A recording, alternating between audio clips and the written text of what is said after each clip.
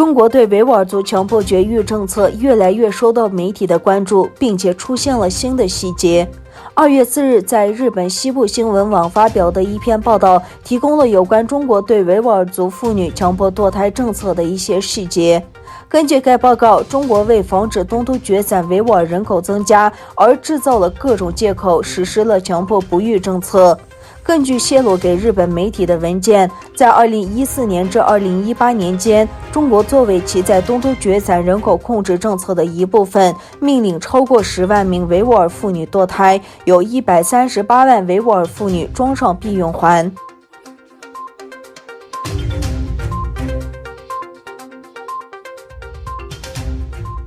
2月5日是印尼大屠杀24周年之际，比利时维吾尔协会和土耳其人非政府组织聚集在比利时首都布鲁塞尔的艾伯丁广场，抗议中国在东突厥散的种族灭绝。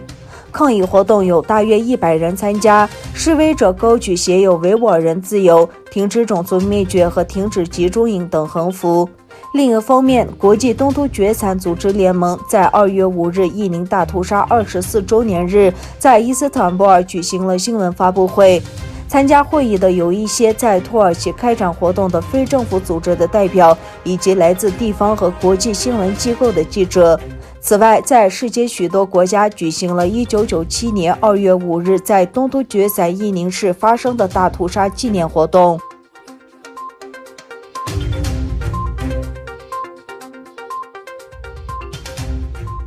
继美国参议员提出呼吁重新招标抵制北京冬奥会后，加拿大均有国会议员表态，指控中国政府对维吾尔人种族灭绝，要求抵制2022年北京冬奥会。加拿大5个主要联邦政党共13名议员联署，要求国际奥委会将明年冬奥会改由其他国家主办。获跨党派支持的联署信发起人窦塞佩指出，他们针对的是中国对待维吾尔人的做法，而非中加关系紧张而引发。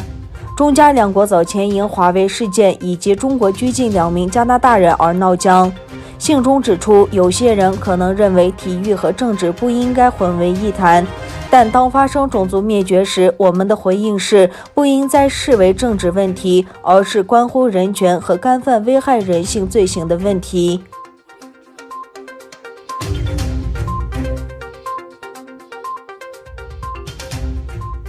英国媒体近日披露，英国政府在过去1年间悄然驱逐了3名记者身份的中国间谍。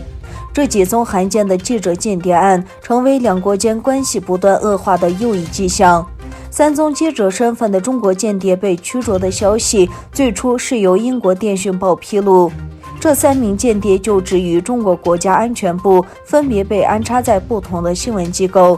据电讯报报道，英国情报机构军情5处发现了3名间谍的真实身份，3人被驱逐出境。本周4，英国媒体监管机构英国通信管理局吊销了中国大外宣传机构中国环球电视网在英国的英语频道的播出执照。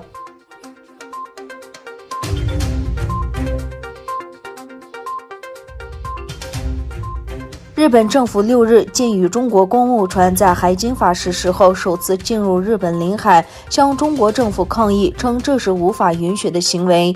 据共同社报道，外务省干部透露了该消息。有外务省官员表示，日本已向中国抗议，并称这是无法接受的行为。